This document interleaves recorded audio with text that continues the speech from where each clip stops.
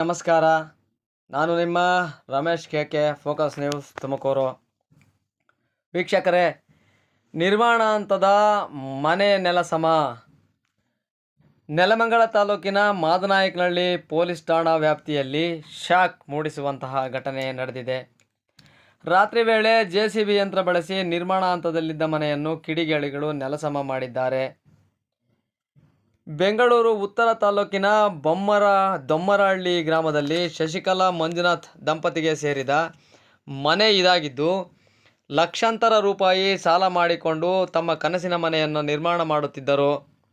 ಶಶಿಕಲಾ ಅವರು ತಮ್ಮ ಮಾಂಗಲ್ಯ ಸರವನ್ನೇ ಅಡವಿಟ್ಟು ಮನೆ ಕಟ್ಟಿಸಿದರೆಂಬುದು ಮನಕಲುಕುವ ಸಂಗತಿಯಾಗಿದೆ. ಸುಮಾರು 20 ಲಕ್ಷಕ್ಕೂ ಹೆಚ್ಚು ವೆಚ್ಚದಲ್ಲಿ ಮೋಲ್ಡ್ ಹಂತಕ್ಕೆ ಬಂದಿದ್ದ ಮನೆಯನ್ನು ರಾತ್ರೋರಾತ್ರಿ JCB ಬಳಸಿ ಧ್ವಂಸಗೊಳಿಸಲಾಗಿದೆ. ಬೆಳಗ್ಗೆ ಮನೆ ನೆಲಸಮಗೊಂಡಿರುವ ದೃಶ್ಯ ಕಂಡ ಕುಟುಂಬಸ್ಥರು ಕಣ್ಣೀರಿಟ್ಟು ಗೋಳಾಡಿದ ಘಟನೆ ನಡೆದಿದೆ.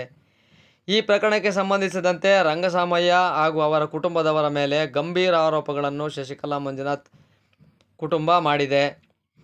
ನ್ಯಾಯಾಲಯದಲ್ಲಿ ಸ್ಟೇ ವಿಚಾರ ನಡೆಯುತ್ತಿದ್ದ ಹಿನ್ನೆಲೆಯಲ್ಲಿ ಸ್ಟೇ ವೇಕೇಟ್ ಆದ ಬಳಿಕ ಮನೆ ನಿರ್ಮಾಣ ಮುಂದುವರಿಸಿದ್ದಾಗಿ ತಿಳಿದುಬಂದಿದೆ. ಆದರೆ ಕಾನೂನು ಪ್ರಕ್ರಿಯೆಯನ್ನು ಲೆಕ್ಕಿಸದೆ ರಾತ್ರೋರಾತ್ರಿ JCB ಹಾಗೂ ಕೆಲವರ ನೆರವಿನಿಂದ ಮನೆ ಧ್ವಂಸ ಮಾಡಲಾಗಿದೆ ಎಂದು ಆರೋಪಿಸಲಾಗಿದೆ. ಈ ಕುರಿತು ಮಾದನಾಯಕನಹಳ್ಳಿ ಪೊಲೀಸ್ ಠಾಣೆಯಲ್ಲಿ ಪ್ರಕರಣ ದಾಖಲಾಗಿರುವ ಸಾಧ್ಯತೆ ಇದೆ. ಪೊಲೀಸರು ತನಿಖೆ ಕೈಗೊಂಡಿದ್ದಾರೆ ಎಂದು ತಿಳಿದುಬಂದಿದೆ. Bureau report, focus Tumakuru.